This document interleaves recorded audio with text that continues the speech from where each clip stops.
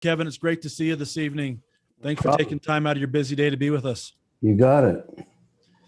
Well, everybody, let's just jump in if that's okay. I'm Chris Brown, the president of Tax Hive.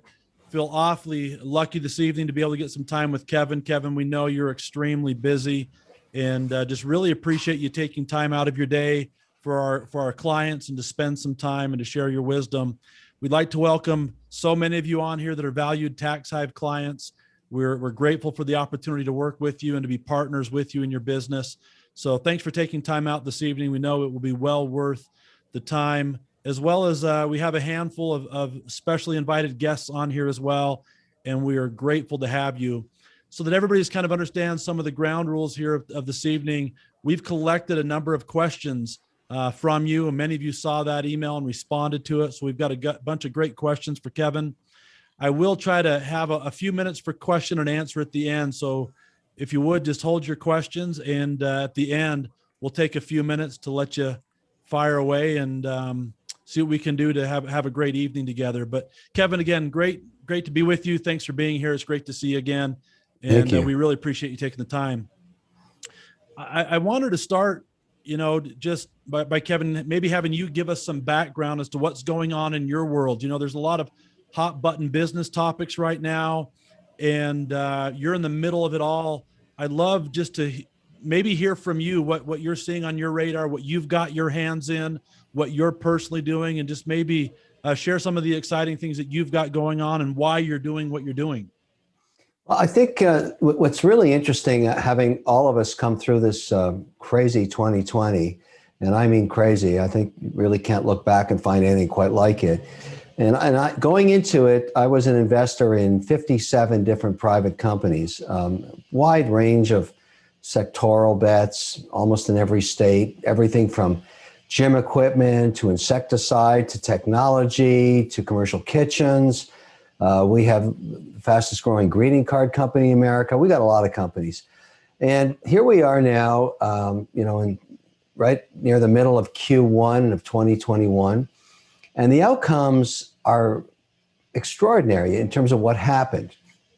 And what I'd like to share is a little bit about the journeys of a couple of these companies and what I call the great digital pivot that's happening in America, why I'm so optimistic about what's going to come out the other end of this situation, this pandemic.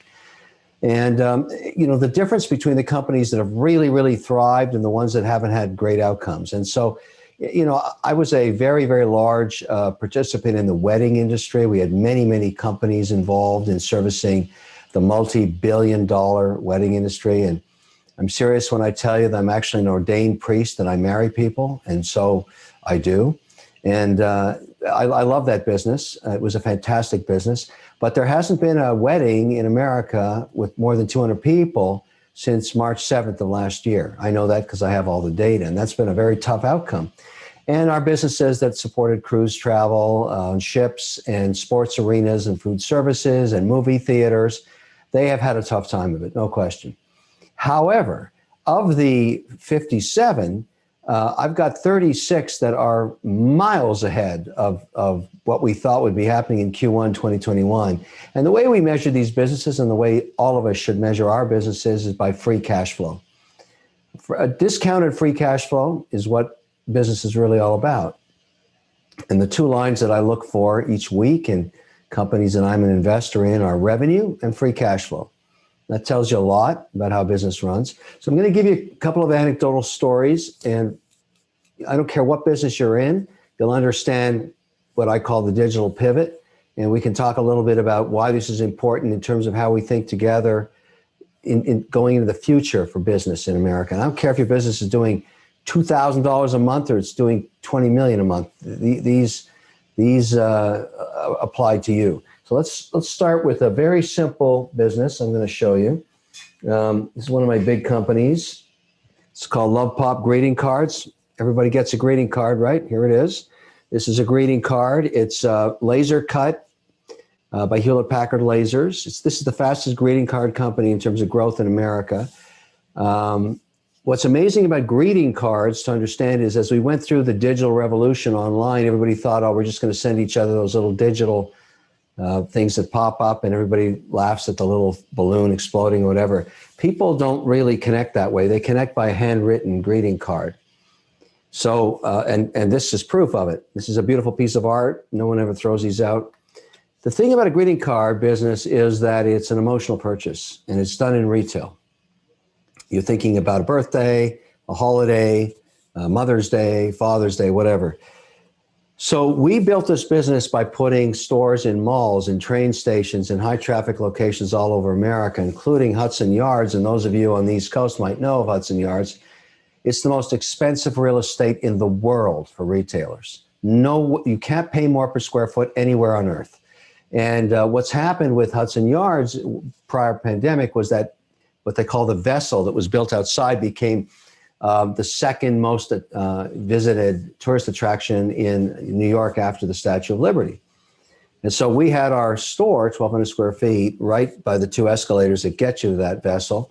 And Italians, French, Germans, Americans, Canadians, everybody would buy just boatloads of these cards from us, and we were doing millions of dollars a month in sales. Then March 7th hits, as we all remember, and our retail gets shut down. And so if you look at a portfolio of 50 plus companies and you look at the pie chart of revenue, and I'm talking now about American business just generically, you get 50% coming from retail. These are consumer goods and services companies. 50% from retail. So that's your Walmarts, your Targets, your Bed Bath & Beyonds, and many others. And that's 50 cents on the dollar business. Everybody understands that. You're going to pay your distributor, you're going to pay certain listing fees and all that. And we do a lot of business with Walmart, et cetera, and Bed Bath & Beyond and Target. Been doing it for decades. And very happy with those relationships. Now, in the last 20 years, Walmart had, obviously has started to get online, but the behemoth online was Amazon, and that's 40% of our business. And that's better than 50 cents on the dollar. Amazon's 60 cents on the dollar. And the only problem with that is you're not getting the customer name. Amazon keeps that to themselves. And then prior to the pandemic, 10% went direct to consumer, a very coveted segment of sales because that's 100 cents on the dollar, less the customer acquisition cost. So that's the pie chart prior to the pandemic. Here we are now, almost a year later, close to a few days from a year later. And let me tell you what that company did. So when the proverbial poo-poo hit the fan, it was just before Mother's Day. And I'll tell you, when we look at our companies, we were looking at the revenue and the cash by the week. And I saw something in the first week of April I've never seen in my life.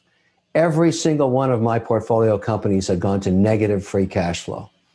Now, you would think that that might be a nightmare because the reason you have diversification in a portfolio like mine is so you never see that in your life.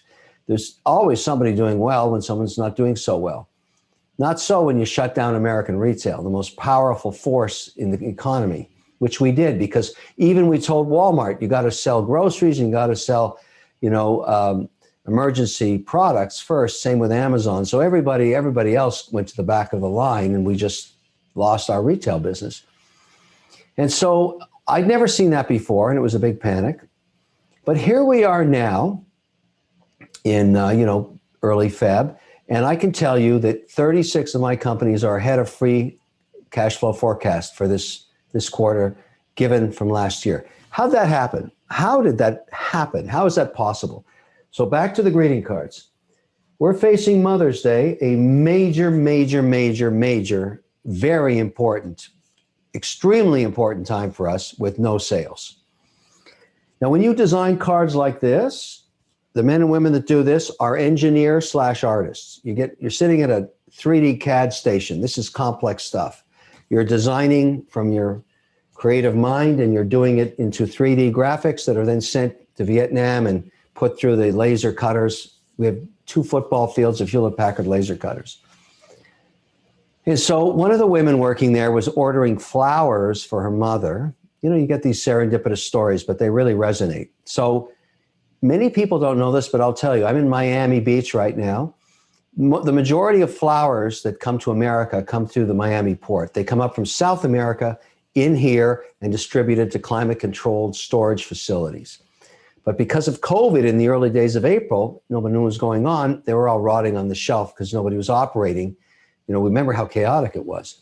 So she wanted to order some flowers for her mother, couldn't do it. She went into the Boston headquarters where she worked, and she sat at her CAD station and she designed this. It's not a greeting card. Ready for this? Look at that. That's a bunch of flowers right there. That's 3D roses. Look at that. Folds flat. Open it up. It's beautiful. It's complicated. It's stunning to look at. Everybody I've ever shown this to goes, how is it possible somebody could make that? Well, it's made with a 3D CAD system and laser cut and assembled in Vietnam. $29.95 for this. Now, I'm not even going to tell you what it costs us to make it, but it ain't a lot, okay? So we make a lot of money on these things. We went online with Facebook. We did geolocked ads all over 100-mile radiuses of every store we had. So Hudson Yards, we covered New York with ads. Normally you'd get a 3 to 5% response rate. You'd be pretty happy with that.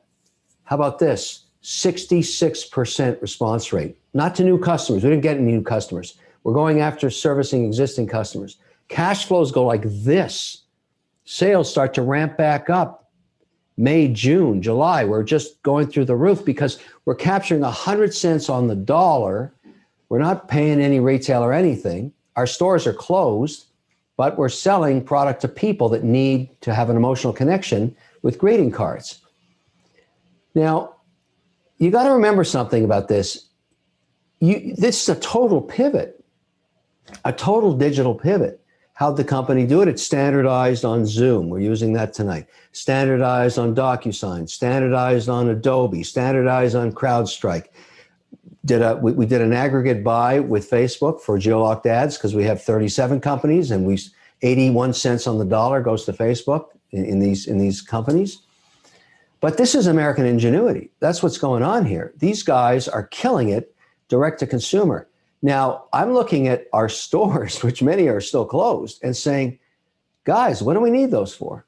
Why don't we just keep doing what we're doing? Because here we are in Q1 and we're just clocking it. We're just killing it.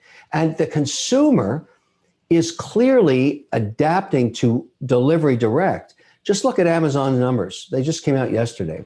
The plan was for $100 billion in Q1, a groundbreaking number for a company that's 27 years old. They didn't even stop at 100 billion. They got to 125 billion in 90 days. They blew the doors off the numbers because the American consumer is adapting to the change of digital. And so it gets better. Ready? A great company for me is making 15% pre-tax cash flow. That's a fantastic operation. And then they pay tax and they distribute about 11 million of that on an annual basis. I'm just giving you the round numbers. What I've learned of my portfolio, the people working in accounting, compliance, and logistics, and my companies are headquartered primarily in New York, Florida, Texas, and California. 15% of my staff do not want to return to their desks at HQ anymore because those jobs are generally cubicles. And they're saying, not going back. And if you can't support me, because I've proven you for a year I can do my job, remotely using the technology you've given me, I'm going to find another job because I'm raising my kids or I'm taking care of elderly parents or I just don't want the commute. My head accounting guy wants to, in one of my companies, wants to raise pigs. He wants to buy a farm and he wants to do it that way. And that's what he did when he was a kid. Now he wants to do it again. And he wants to raise his family that way, the way he was raised. And I get it. And I have no reason not to support him on that as long as he gets his job done, which he's doing a great job doing. And I know more about pigs than any of you guys now. I just want you to know that. Did you know, not that I want to get distracted here, did you know that pigs are so intelligent that when you herd them up into the truck that's going to take them to slaughter, they know and they don't like it. The word gets out in the community. I mean, it's just, I'm just saying, I'm really interested in this stuff because I really like the guy. But the whole point is, this is a changing economy and it's changing for the better because that 15% of employees that are not going to go back to the office means I can reduce my square footage by between 12 and 15% in all those cities I talked about, which is exactly what we're doing. Hey, Kevin, can I ask you a quick question about that? Yeah. And I asked this because it was one of the big questions that came in from clients. And that is, people are experiencing this, and they're seeing this work at home force. And in a lot of parts of the country, there's this kind of dilemma going on. Do we come back? Do we stay out? As a business owner, what are you looking for in making that decision, and what's going through your head when you're trying to decide who can stay home, who should stay home, who shouldn't? Walk us through your thought process a little bit. So in a job, here's where I've come to on this thing. The majority of us are going back to the office, 85%, 80, 85%. But if you have a job that is not time-based, it's task-based. In other words, if you're in compliance, if you're in logistics, if you're in accounting, and you've got to get that report done by Friday at noon, I don't care when you get it done. Just have it done by Friday at noon. If you want to work at 2 a.m, you want to work at 8 a.m, you want to work 9 to 5, I don't care. Just get your work done in the areas of accounting, compliance, and logistics, where it's basically, in my firms, for example, we need those reports by Tuesday morning at 9 o'clock. The revenue and the cash flow from the portfolio. I really don't care when you want to work to get it done. And logistics, same thing. Get the reports by Friday. What product is moved? Where are we stuck? What's going on? Don't care how you work. Compliance, you know what you got to do for compliance. That includes tax reporting. Don't screw up. Get it on time. I don't care when you work. So those areas, if you want to raise pigs and you want to get compliance done, I'm fine with it. I don't care. And I think you're going to find that's how America tunes into it. Now, if you're doing something really strategic where you need team, like in marketing, or you're doing something in sales, which I really care about because I'm a salesman, I'm not sure it isn't a good idea to get with your other salespeople and strategize and work to deliver that quarter, deliver that week, deliver that month. So I think we're going to be testing this as time goes on. But I don't want to lose my head accounting guy or my compliance guy because they can't stay and work on the ranch that they want to buy. Why do I care as long as they get their job done? That's Great sort of my advice. thinking. And I think you guys should think the same way. It's task-based. It's, if you're saying, look, if you can deliver as we call the tear sheets on Tuesday at 9, deliver the tear sheets. And as long as you deliver the tear sheets in a PDF to everybody that's got to look at them, because I review my portfolio every Tuesday. That's what happens. And I know exactly what's going on. And as long as I got the reports, I'm good. So, I mean, you kind of get my thinking. I'm not saying everybody thinks this way, but I'm just telling you, I'm doing this across 35 companies, and I'm pretty happy with it. Well, I think you've got some pretty good perspective on it. So thanks for sharing. But let me tell you something else to think about, okay? One more point. I told you 15% pre-tax is spectacular in a business. Now I'm saving some money on rent. We talked about that. Maybe 12 to 15% there of just the rent cost.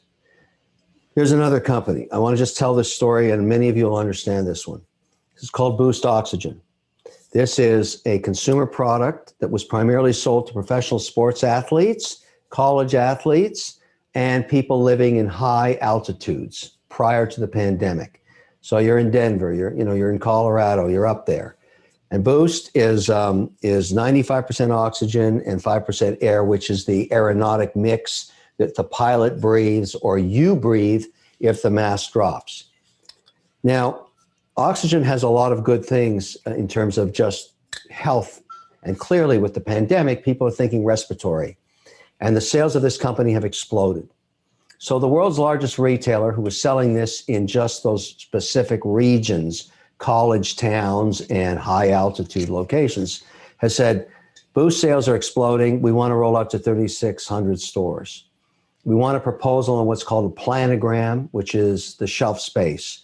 And we'd like to know, can you handle logistics? Because you can't ship this by air. Compressed gases have to go by ground in America.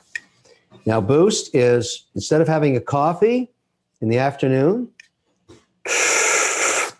here's the plan. You just have a good boost of pure oxygen. We're 95% oxygen. Very popular. Different sizes for women's purses, men's bags, many different flavors. Texas likes a pepperminty scent. We have all the data on which states like what. Lavender, different flavors. Anyways, so I own a big piece of the company. Out of respect to the buyer, I would fly to Bentonville.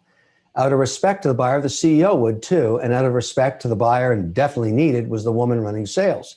We're going to show up because this is a game changer for the company. We're talking about 3,600 stores, multi-million-dollar first order, and the challenges of logistics. So the CEO calls up the buyer, says, how are we going to work this presentation? She said, you're not coming here. We're not doing those presentations anymore. We're going to give you 18 minutes on a Zoom, and we're going to let you present the planogram. So we hired a German company to do the animatics, the animation, 90-second animation, 4K video. And we went to town on the presentation. We made sure it was slick and tight, and we gave it. We were all there to show respect for an order that size. The buyer was 34 years old. Turns out she was a mega Shark Tank fan, and her husband and her 2 kids, they watched the show every Friday. Good news for me, obviously. I get 4 extra minutes with her asking her, what's the change in profile for selling to your chains? And she said, we're not doing the schmooze fest anymore. You can't come here and offer me lunch because you can't do that anyways. And I don't want to go golfing, and I don't want to schmooze. Instead, I'm going to give you 18 minutes. Instead of doing 5 meetings a day, I'm doing 8, 30% productivity. Now, here's the good news. Think about this for American business. I called my bean counter pig farmer guy and said, how much did I save by not going there? He said $37,000. Where's that money going? Straight to the shareholders of Boost. In fact, that was so successful that Boost, and I only found this out a couple hours ago, they're going to take that $37,000 and they're going to bonus it to my headquarter team. And I said to the guy, what am I, chopped liver? I don't get a piece of that? And he said, no, you're a shareholder. We're giving it to your staff who made this come together. I'm so proud of that. And I'm so excited about what this means for American business. Imagine we're cutting our business travel and our business expenses on entertainment by 20 to 50% across our portfolio. Now, you don't see me talking like this on TV. I don't want to be giddy excited about pandemics because it's brutal what's going on out there. It's horrible. But if this pandemic has a silver lining for American business, this is it. We're going to be so much more productive, much more streamlined, much more direct to consumer. We're going to be more digital, and the whole economy is going to pick up on fire when we get out of this mess. And I think this is absolutely spectacular what's going on. I'm just really excited about it, but I'm telling you that because we're talking together tonight. We're not sharing this with the press, or I'm not doing, something on cable TV here, but this is good stuff. The pandemic's not good stuff. What's going on in digitization is. That's sort of my story to understand why I'm optimistic. That's fantastic, Kevin. Thanks for sharing. I think I've got 4 girls, 5 to 19. So I think I just figured out Valentine's, a box of flowers and some Boost for when they're at dance. So thanks for taking care of me tonight. Thank you. So that's some spectacular background, and I kind of took some notes along the way. I think there's a lot of little lessons in there, and as we talk to clients every week and engage in so many different businesses across the spectrum, some questions came to mind, and they lined up with what a lot of the clients have been asking in preparation for this. You talk about this digital pivot. You talk about geo-targeting. You talk about the value of a client. You talk about being able to engage digitally and be so much more productive. But one of the questions that came through that I saw with some consistency is, where do I start? I'm a small to medium-sized business owner, and this is a different world than I'm used to. And we hear stories like you've shared, and I know I've heard some others from you. You've got a lot of these success stories, but when perhaps I've always done it a certain way and I'm not sure where to go and I'm not sure what to do, where do I start? Where would you tell me to go to start looking at how to make this pivot and find a way to navigate some challenging times And I love the word you used, to find that silver lining, to come out perhaps stronger than I was before. Where do I start, I guess, is the question. So the key to digitization is really twofold. It's one, it's storytelling and communication visually, which is happening on a website. And so I used to say when I'd lecture, because I do a lot of that, that there's 3 careers you should focus on if you're going to send your kid to college and take on debt as a student: engineering, engineering, and engineering.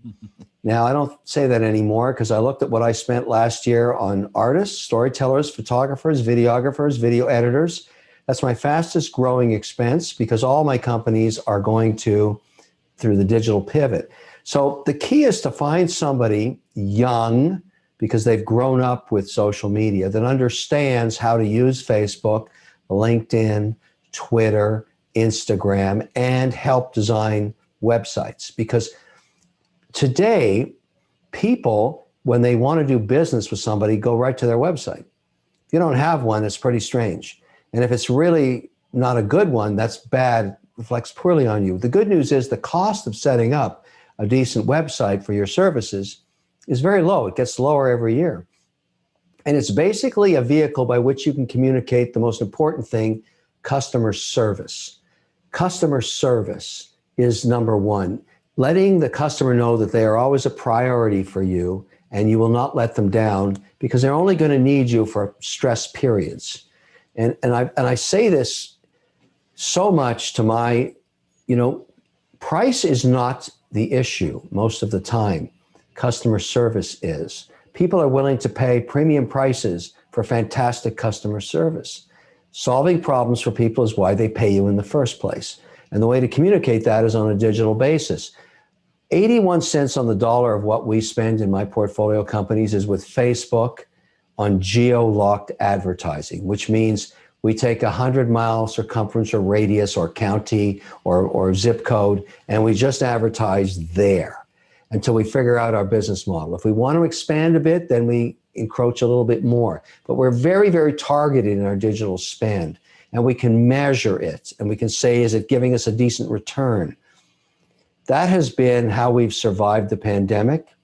And now it is clearly the way we're going to grow, because consumers are now much more interested in staying digital, direct, and have a communication as a customer support element to their relationships. That's how it works.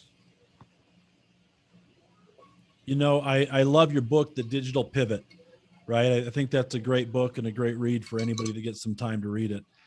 I want to shift gears maybe just for a minute, slightly, not too far, but a little bit, as we talk about navigating business during COVID and with what's gone on. And you and I have had a little bit of this conversation before about a number of the businesses that you're a part of. PPP was a huge thing that was able to help them move forward. And now we've got this second round of PPP funding that's come together. I would love to just maybe hear some thoughts on you on where PPP fits in, and things that as business owners we need to be aware of as we approach trying to get some of this PPP money.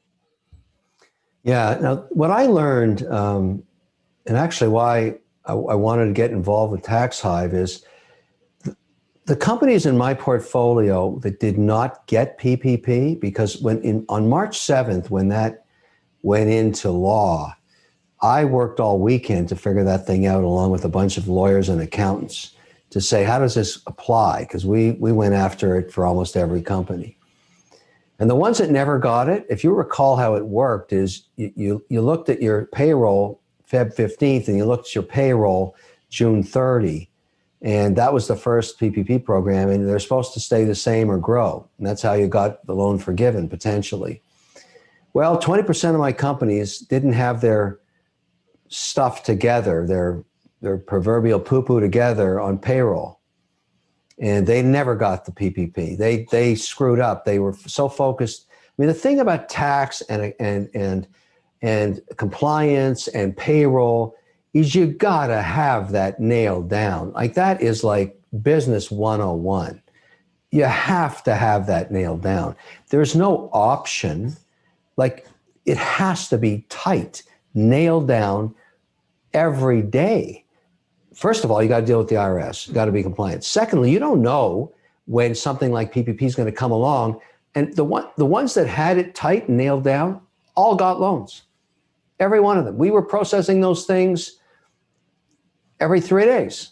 And if you didn't have your payroll records in place, you missed the window. That's what happened. The price was brutal. And those were some of the companies that, were not, they were in the wedding industry, or they were in the cruise line, or they were doing the stuff in movie theaters. They just didn't have their stuff together. That, on top of the fact they were in a horrific situation, was in some cases the end.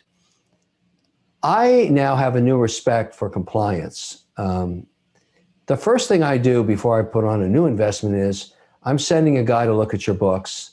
I want to see your systems. I want to see your tax reporting. I want to see how you do it. I want to see how compliant you are. You have to consider that now, after what we've gone through in the last year, almost a competitive weapon.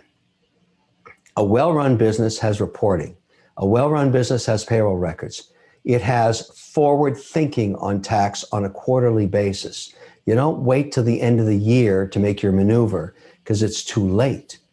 I don't care if you're doing $1 million in sales, 5 million, 10 million. You have to have a plan.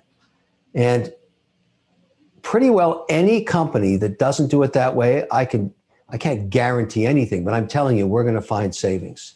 There's no question. And my companies are optimized. We're optimized. We don't mess around with compliance. We make sure we're compliant, but we plan. We have a tax plan 6 months ahead of the end of the year. I don't wait to the end of the year to say, what are we going to do? We're saying, well, if we do this, we do that. If we make this move, if we amortize this way, whatever it is we have to do, we're on top of it. It's the best investment you can make in terms of keeping yourself on side, but also in this world where we're going to get another maybe 1 or 2 stimulus packages, you can't afford not to have your records together. You won't get them. It's that simple. That's it. That's the answer. It's great. Kind of sticking with this theme a little bit, and I think you started to answer, but I'm going to ask you to maybe go a little bit further here. And I don't want to get too political. I saw your social media post with your Tax the Rich sweater the other day. That made me get a great laugh. That was fantastic. I appreciated that. But we have a new administration, right? There's a new sheriff in town, so to speak, and not just at the presidential level, but in Congress and the Senate. And I think we're anticipating changes. We don't know what those changes are per se, but sitting here right now, knowing that some change is coming, and again, I think what you said kind of feeds into it. What advice would you be giving to us now as business owners, as we know there are most likely some changes coming? What should we be doing now in preparation for that? What perhaps are some of the changes that you do see coming? I would just love some of your foresight with the shift that I think we see coming, as to what it is and what we should be doing to prepare for it. Yeah. Well, right now, I'm a policy wonk, so I look at policy between now and midterm elections and what's likely to happen. I have to. I mean, I've got, I'm an investor, so I have to kind of think ahead what the potential outcomes are going to be. So I think for the next 20 months, the primary mandate of the new administration is really to get this vaccine thing worked out. That's going to be important. And you can see how tricky the logistics are.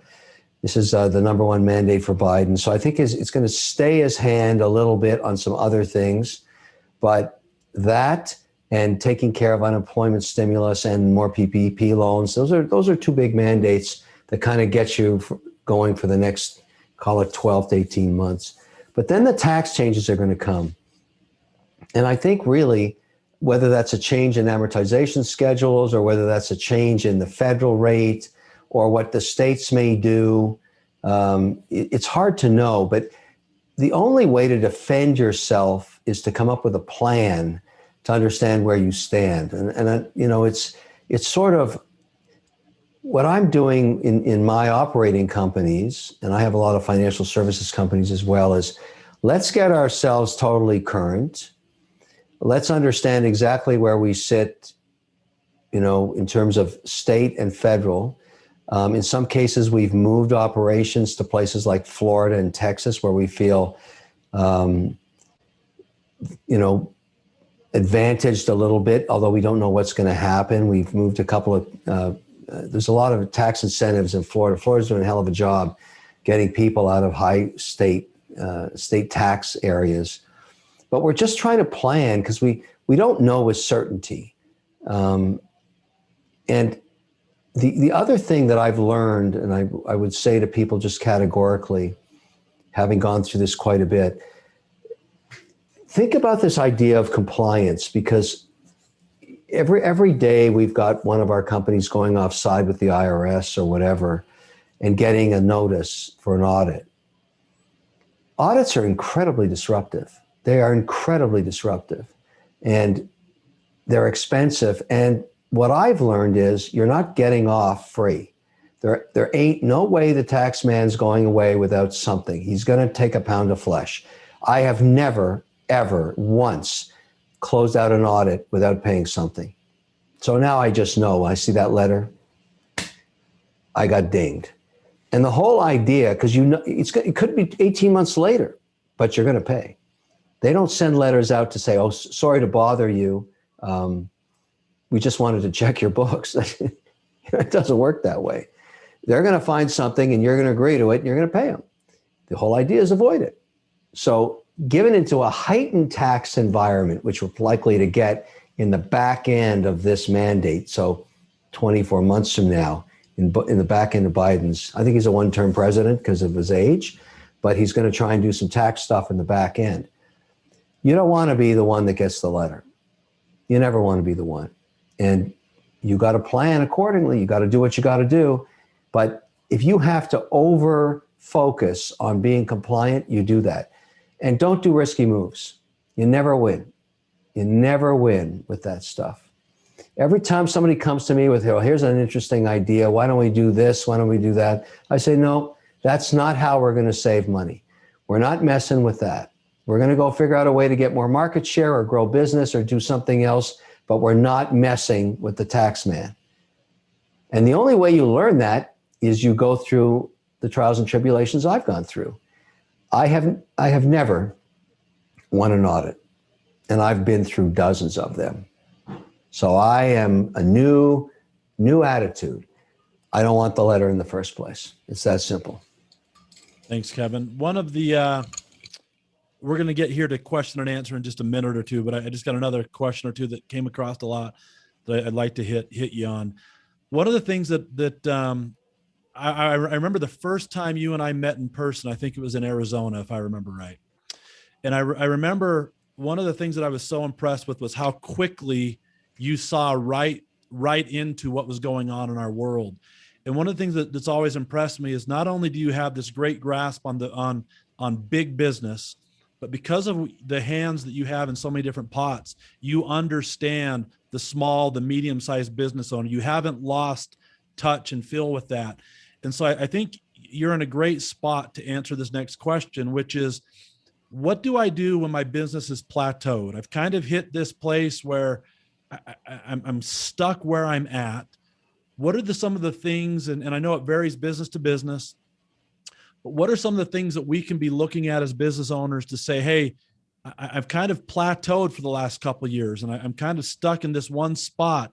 What are the things that you would tell us to start looking for and to start thinking through and to start analyzing in our effort to go to that next level? You know, because of what's happened over the last, well, it was happening 3 years ago, when you go flat and growth slows below 3% a year, which is basically just GDP growth, something's gone wrong in what you're doing in marketing. And you have to start, it's probably because you haven't turned on your digital tap. You're not reaching out, you're not selling, you're not trying to acquire new customers. The amazing thing about a business is once you've established it and it's running, you have to start tweaking to grow. You have to figure out what do you pour capital onto. And the great thing about digital, whether it's Facebook or Instagram or whatever, is you can test a lot of different ideas to acquire new customers. And it's inexpensive to test. And when you find what works, then in other words, the only thing you care about, and it really involves around using the new technologies to grow business is you care about the cost of acquiring a customer. That's what you care about. If the cost of acquiring the customer is less than what you make having that customer, because sometimes customers have attrition rates, they only last 24 months or whatever. So it's the technical concept is customer acquisition costs versus lifetime value. And I like to invest in companies that show me they've figured out customer acquisition costs. They've done a lot of work. They figured out, when I do this, I make money. When I do that, I lose money. And I would like you to give me $1 million to do more of this. And they can prove me their customer acquisition costs. I'll often make that investment because that's the hardest thing. So if you've stalled out, it's because you haven't really gotten savvy with digital marketing. That's generally 90% of the problem. The difference between the winners and the losers is they haven't taken advantage of this new economy that's emerging. Customers are very, very used to engaging digitally. They really are. And they're getting more and more adaptive to that. And you have to figure out a way to do it. So, I mean, there are, I even have a company in Oklahoma called First Saturday Lime, which does insecticide, citric acid with the finest lime in the world. They have on their farm their own lime mine. And if you put citric acid, which is vitamin C, with lime, you make an insecticide that is really powerful that you can eat. A dog or a cat can eat it. You can eat it. You don't die. It's lime and vitamin C, but insects wipes them out. And so that was a very basic 20-pound bag business and 5-pound bag. And, we were limited by the fact that you got to ship a 20-pound bag of lime around. So it was very geo-locked around Oklahoma. And I met them and said, wait a second. Why don't we do some digital and figure out, we've got a solution here for every household that has a pet. Like, you don't want a poison kitty or Fido. You don't want to do that. But you just sprinkle this stuff on every Saturday morning around the base of your house. You don't have any bugs anymore. And we started digital marketing. We blew that business up huge. They got the best lime in the world. We got the farm there. We're just mining out of the ground. We've struck deals with retailers now. We've got distribution worked out. It was digital. Very simple message. This is lime. This is vitamin C. We got it. You can put it on your couch. You can put it on your sofa. And here I am eating it. You want some of this?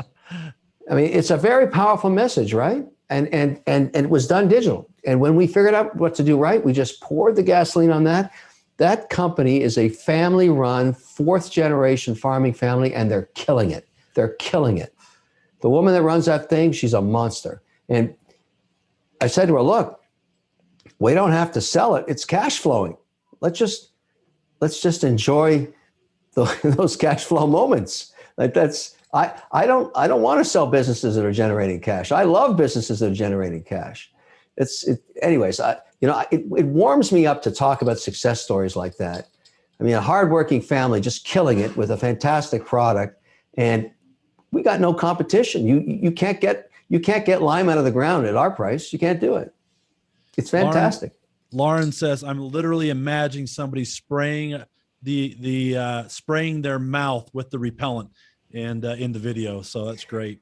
It's just caustic. Like, lime is caustic, but you're not going to die from this stuff. And bugs die. Like, they avoid it. They get near it and they just run the other way. It's fantastic. Well, Kevin, you've taken a lot of time tonight. We really appreciate it. I want to maybe just remind our clients of a couple things and then open it up for just a couple Q&A type things. So if you have a question, please go ahead and feel free to throw it into the chat box. Before we hit those questions, I want to just remind everybody of a couple things. Number one, we love the opportunity that we have to work with each of you. And I want to remind you that while we don't get Kevin every month, and he's gracious enough to do this a few times throughout the year, every single month we have these webinars where we're bringing on professionals and we're training and we're trying to educate and help you to do a better job at maximizing those tax deductions and keep money in your pocket. So keep an eye out. We do this every month, and please come back and join us. Every week you're getting emails with information and strategies and ideas. And while certainly we don't want to distract you from running your business and making money, because that's the most important thing, spend a few minutes just consuming that information that we put in front of you, as well as some of the online training that's available for you as well. Again, as a valued client, you have unlimited access to your tax team. Certainly engage us with emails or arrange a time for a call if you have questions that we need to address. We want to spend that time. Like Kevin said, taxation is so much more than the end of the year. Throughout the year, we want to spend that time with you and help you out. For any of you who are not currently Tax Hive clients, because I know we do have a few specially invited guests today, we've put together a special thing with Kevin's help. If you simply go to taxhive.com/live, Kevin's helped us put together this blueprint that helps you find where you're leaking money. And we would encourage you to go fill out a blueprint and then arrange a time for a free strategy session with our team to see if we might be a resource to help you when it comes to keeping those dollars in your pocket. Again, that's taxhive.com/live. So with those reminders, let me just wrap up with a few questions here that I've seen come through. And again, certainly throw those into the chat box if you have them. Kevin, I think kind of piggybacking onto that previous question that we just had, there are a number of people on here that this is their first foray into business. This is their first time owning a business. And I love this question. What do you wish you would have known your first time you jumped into business? Or as a new business owner, what are some of the things that you think I need to know and be aware of? Well, what I've learned, and I've made plenty of mistakes in my time, but I feel I'm because I was an operator, then I was an investor. When you start a business, and I really want to be always involved with entrepreneurs. I really like working. It keeps me young, and I just enjoy what I do. And those that know me know I work 18 hours a day, and when I'm dead and gone to wherever I'm going, I'm going to keep working. I like it. I really enjoy it because I like building businesses. But I'll tell you one thing that I've learned that many people make a mistake on. You start a business, and it's because you're solving a problem and people are willing to pay you for that product or service. And the biggest mistake you can make is you got to think of where you are as the founder of the business in the pecking order of your daily, hourly time you spend. And if I could do it again from some of my early, because I've started lots of businesses, some have been great successes and others catastrophic failures. And the ones that failed, I missed out on this idea, which I never make this mistake again. The pecking order of who you have to spend your time thinking about, customer is always number one, always number one. Second, employees. You got to keep the team together. You got to keep the good people beside you. As you grow, it's even more important as you delegate. Customer one, employees two, and then you are always last. You're never going to be number one again, ever. You're always going to be a get up in the morning. What customer can I call today that is not happy that I've done something wrong with? Because there's a multiplier effect on customers. Word of mouth is incredibly powerful for small business beyond what you even imagine now with social media. The last thing you ever want is somebody ragging on you on social media because they feel they were jilted by you or they weren't fairly treated. You can't have that. It destroys you. And so you got to focus on customer. And employees, over time in business, employees are really, really important. And you got to keep the good ones close, and you got to pay them well, and you got to take care of them and their families and everything else. But it's this idea that customer is first that often gets lost with a lot of business owners as they grow and are more successful, and it's working and the cash is flowing. You don't ever want to get arrogant. You are number three. You are in the basement. You are the nothing burger, but you own the business. So you take care of the customer, and in the long run, you're going to do very, very well for your family. But you're always going to be humble and honest and customer. I tell all my CEOs that, and I'm right about this. That's great advice. along that line, a couple questions that came in, and you talked about the importance of a team and treating the team right. But I love this question because I've been through these growing pains before. How do you build the right team? You know, what advice do you have on getting the right people on the bus as you grow your business? Well, you know, I'm just honest about this. When you build a team, everybody has to be on mission. They bring them into the business. Here's how I hire these days in my own operating company. I don't hire. You get to come in for 6 months and work with everybody. I give you a really lucrative contract. It's a monthly contract. You're not an employee. I'm paying you well, and you are being tested. And I'm honest about it. I'm saying, look, I want to find out if you can engage in the mission, if you can work with everybody, if you can deliver. And the reason I'm giving you a 6-month contract is if I don't like the outcome, I'm not firing an employee. Our contract's over. I'm just totally transparent. The worst thing that can happen on team is have somebody go off mission and not be on board with what you're doing every day, because business is hard. You can have disagreements, you can have conversations, but everybody's working towards the same goal. And when you leave someone in the operation that is not carrying their weight, the others feel that burden on their back, and they really are unhappy with that you don't have the guts to fix the problem as the leader. So my attitude is the minute somebody goes offside, I take them behind the barn and I say, look, here's what's going to happen. I'm firing you, but I'm going to give you a great severance package. And here's why I'm firing you. Here's the 5 reasons, whatever it is. Whatever you did, it didn't work with the team. And we are team. We take care of each other. We have each other's backs, and you didn't. But I am not going to fight with you. I'm going to give you twice as much, sometimes 3 times as much as I'm legally obligated to. But I want you out of here this afternoon. Everybody knows that about me. When you're on side, I have your back. I pay you well. I've made lots of people lots of money. But if you go off mission, there's no room. And here's why you got to be careful, because there's many family businesses, right? I mean, I have lots of shareholders in family businesses. It's very, very hard to fire your mother, okay? But sometimes you have to do that for the business. I'm not kidding. You got to do it right. You have to take care of all the other people that you're taking care of. This is tough stuff. And because either you do that, or one day you'll fail to, and then you'll have destroyed something you've been built. I mean, this is really tough stuff. I talk to people about it. They can't believe I say this, but I sacrifice, if you're not on board, if you're not happy, if you're not on the mission, and you're not getting towards the goal, there is no room for you in my business. As difficult as that is to hear, I think that's incredible advice.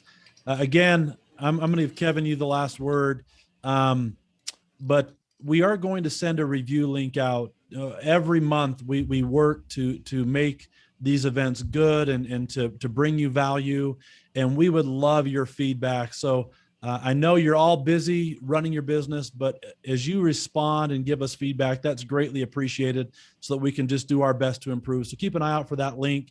Again, I just want to reiterate this because I saw a couple comments come through. Our team's here for you. Unfortunately, we do not know when you have tax-related questions. So engage us in email, shoot us an email, call and arrange a time to talk to our team when you need that help. Take the initiative, and we're here to support you. I wish we had that crystal ball that told us when to call you and when you needed the help, but we don't.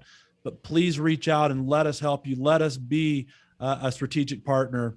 So Kevin, one last question and then a final thought. I'm going to let you kind of give the final thought here. But the last question I saw, some people want to know what you're drinking. So tell us what you're drinking and then give us any final thoughts that you have. Well, I'm drinking apple juice, which I really like. And I mix it with 50% water so I can reduce those calories. I'm really watching my weight. but I got this childhood thing with apple juice. I can't, but the thing, it's got a ton of calories in it. So my wife mixes it 50% with water, sometimes soda water. That's how the Europeans do it. But that's my go-to kind of, I drink it in the morning too. And it's, the apple a day thing. And this is the fresh stuff that's filtered. So it's other people drink other juices. I don't know. I grew up with apple juice. My grandmother had an apple orchard, and she used to make me pick the apples.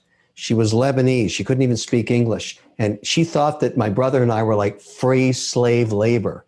Like we didn't even get 50 cents, but we'd have to go pick the apples for her. And if we didn't do it, bad things would happen. But over the years, I got hooked on apples. It's just a weird thing. But anyways, so it's like, it happens early in life and you get stuck with it. Let me say something about tax to everybody, because I've been involved in tax services my whole investing life. And here's what you got to think about. You're running a business. Nobody ever thinks this way about tax. I want you to think about this way about tax. It is one of your largest costs, and you make the assumption that you just have to pay it, and you do. But nowhere is it written in the tax code that you can't optimize it. All you have to do is interpret the rules. The first place I go when I acquire control in a business, just a little secret I'm telling you, is to the tax. Because I bet you I can save 15% every time. I'm really good at this. And without getting an audit, I don't mess around. But so many people are so lazy about how they deal with something. They assume, I just got to pay it. I just got to pay it. No, you don't. You have to optimize it. It is there. The code is written for you, and the government wants you to succeed. That's the whole idea. But you have to interpret it, and you have to hire the right people to do that for you. Now, I have massive accountants that I pay now, and I do quarterly reviews with that team personally. I care about optimizing, and I want to hear all the ideas personally. That's just me. I think this is my number one expense, state and fed. Tell me what you're thinking. What are we doing? Tell me. And I actually enjoy it. That's a sick hobby, but you know why? I save a lot of money, and I'm good at it. You should get that way too. If you're running a business, you optimize tax. You spend time just like you're optimizing sales, just like you're optimizing and reducing costs any way you can. Why are you not doing that with your taxes? Nobody does that with their taxes. That is the secret weapon you have. If you can't save 15%, something's wrong. That's my 2 cents. Kevin, thank you so much for your time tonight. I know your time is precious and valuable, and thanks for sharing it with us and with our incredible clients. Just so grateful to have you as a partner and investor with everything that we're doing. And it's just great to see you. So thanks so much, everybody. We hope you have a wonderful night. And Kevin, thank you again, and just have a wonderful night and a wonderful weekend. Take care, everybody. Thank you.